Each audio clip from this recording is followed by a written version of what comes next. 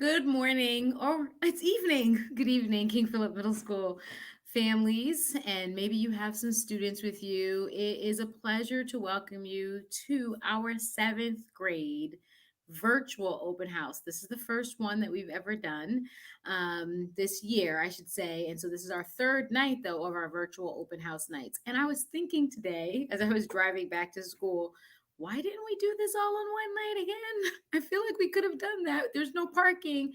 But then I remembered some of us have multiple children. And so we want to make sure that everyone has the opportunity to visit our students' classrooms. So this is just kind of like our plenary introduction to the night. If you were here for a sixth or eighth grader, you don't have to worry about staying if that's what you're worried about, because I'm not going to say anything new. But if you are a seventh grade parent who did not attend one of the nights, welcome. If you are new to King Philip Middle School, welcome to KP. If you are a returning parent, yay, you're back. And so this is something that we're doing for our students who are currently in hybrid. So I have Mr. Gussie with me as well as Miss Graff, and we're just going to take you through a little bit of a presentation before you go off to meet your child's teachers and learn about what they'll be doing this year in seventh grade. So I'm working on this technology. Let's see if I can get it together today. All right. So before we meet the team, just know that these are our goals, that you're going to meet our admin and our support team. You're going to learn about our school philosophy. Although if you've been here for a year, you've got the gist. And so we're just going to review that. You're going to find out how we're supporting connectedness and emotional well-being of our students over this year. And then later on, you're going to have the opportunity to meet your child's teachers and, of course, discover what they're doing. And our administrative team. So I'm bringing Mr. Gussie. Hi, Mr. Gussie. Hey, good evening, seventh grade families. I'm really glad to see you here. It's been fantastic seeing students back at school in person. And from what I've seen and heard, we've had a great start, all things considered. I hope you're feeling the same. And I know that having been at KP for about the past 5 years, no matter what direction this school year takes, your children they'll be in great hands. Oh, I have no doubt. And so I want to say Mr. Kotler had a family commitment that he had to deal with tonight. So he's not here, but you see him. His Bitmoji is waving to you and letting you know that we continue to be Mustang strong. As a seventh grade parent, you should know who your child's direct administrator is, but just know that you can reach out to any of us and we'll be able to support you. This year, I will be working with the Opal Island team for seventh grade.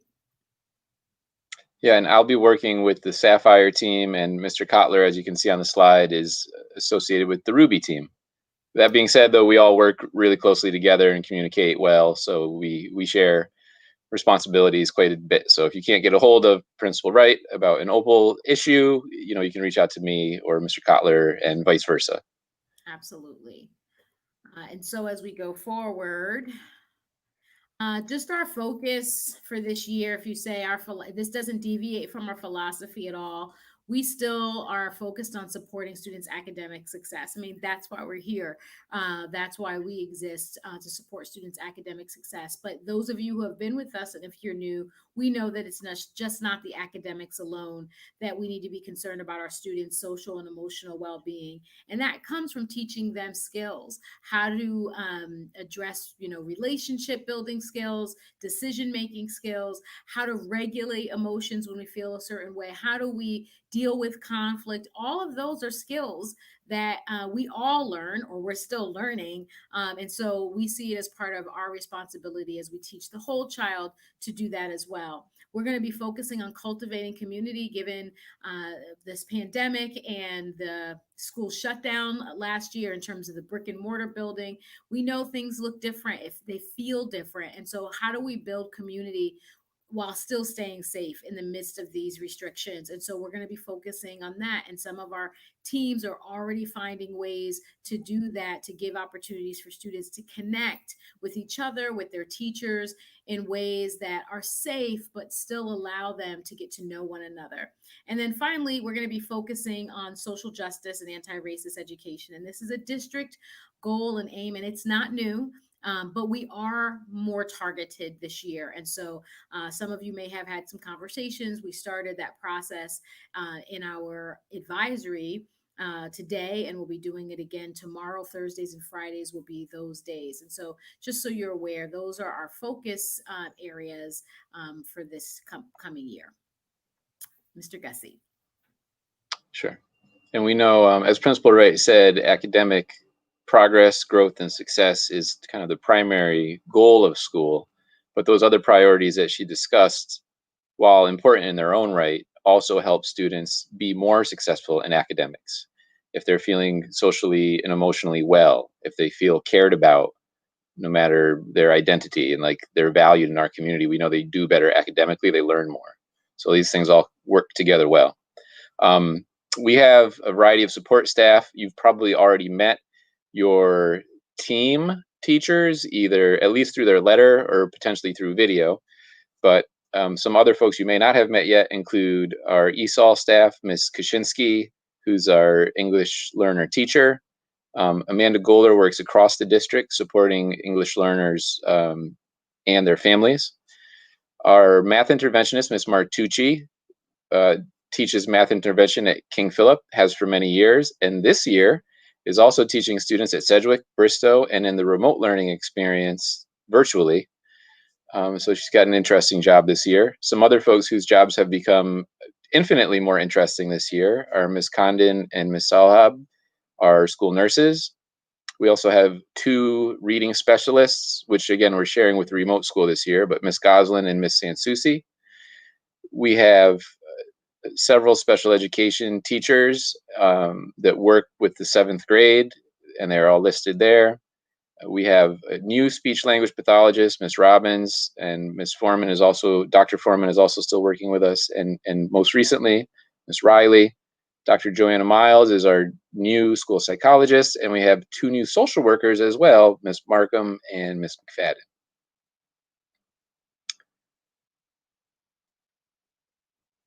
So they will introduce themselves to you, our new staff and our school nurses, through these support videos. We're not going to play them at this time, but we'll post this and you'll be able to click on those videos and see them at your leisure.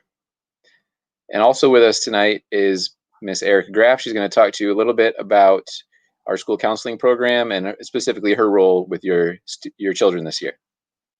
Good evening, everyone. Thank you for having me tonight. I'm going to talk a little bit about being a school counselor at King Philip. There are 4 school counselors at King Philip, and we provide a number of services that help support students socially, emotionally, and academically. We are assigned by grade level, and we stay with our students for all 3 years of middle school. I have the majority of 7th grade, but Laura Wilson is also a counselor that works with about 30 students in 7th grade. Our contact information is here on the slide. We work with students in a number of different ways. Consultation, we are working with our clinical staff on a regular basis. We have a weekly meeting. We consult with our team teachers every week to talk about students and how we can best support their needs. We're collaborating with parents and caregivers and outside agencies, again, to meet the needs of all of our students, as well as refer students and families to outside resources that they could benefit from. And of course, we're going to advocate for our students' needs, both in the classroom and outside of the classroom. We are meeting with students in group and individual basis. So classroom lessons, we are in the classroom about 4 times a year. This includes virtual and our new hybrid learning model. And we did some lessons last spring with our students. Counseling, so both one-on-one and small group. Counselors are meeting with students again in person and also virtually through Google Meets. We're also talking about the planning and transition process. So helping students to transition from grade to grade and planning for the future for college and career, and assisting with programs and activities. We have a number of parent programs that we host, as well as transition programs throughout the year. The ways that you can access a school counselor. The best way is to have your child ask, if your child's in school, having your child ask his or her teacher to see a counselor. Your child can also send an email to the counselor directly. And also every counselor has a Google Classroom where there is a form that students can fill out to request to see a school counselor. Also, if parents or caregivers wish to get in contact with a counselor, we can be reached by phone or email. And we look forward to working with you.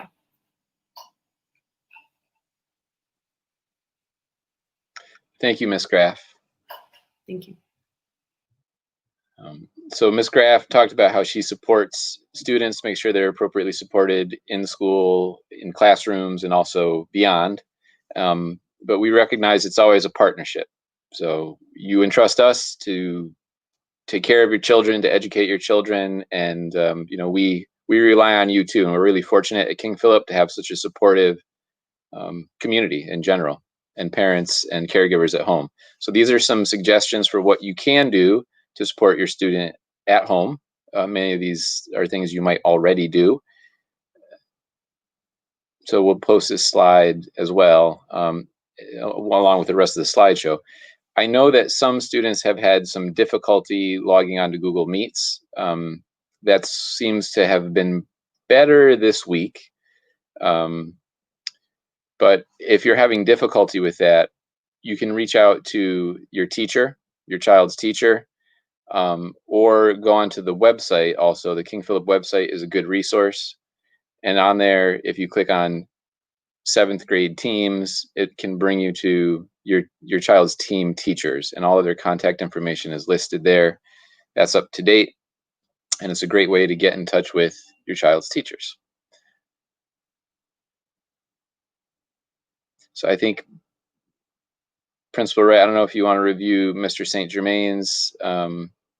So Mr. St. Germain is unable to be with us tonight, but he provided this slide just to outline what he does, how he works with the teachers, not just language arts teachers, but teachers across the curriculum to teach media literacy skills, research skills. He's a huge advocate of adolescent literature, and he's a voracious reader. And Principal Wright is a voracious reader of adolescent literature, and I read a little bit, and Mr. Kotler reads a little bit of adolescent literature, and we all try to help share books with kids, share our experiences with the kids, what we like, what our book diet consists of, what our tastes are. And he does a fantastic job of helping us build a culture of reading around the school in partnership with the language arts teachers and even our science and social studies and teachers in other content areas as well.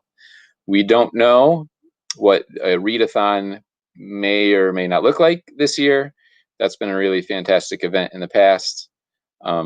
And Mr. St. Germain, aside from being expert on books and media literacy and research skills, also does a lot of tech support in our school. Even though that's not officially part of his job, he helps us out in many, many ways, and has been a huge help to students recently too. So teachers can help your child if they're having a difficulty with technology.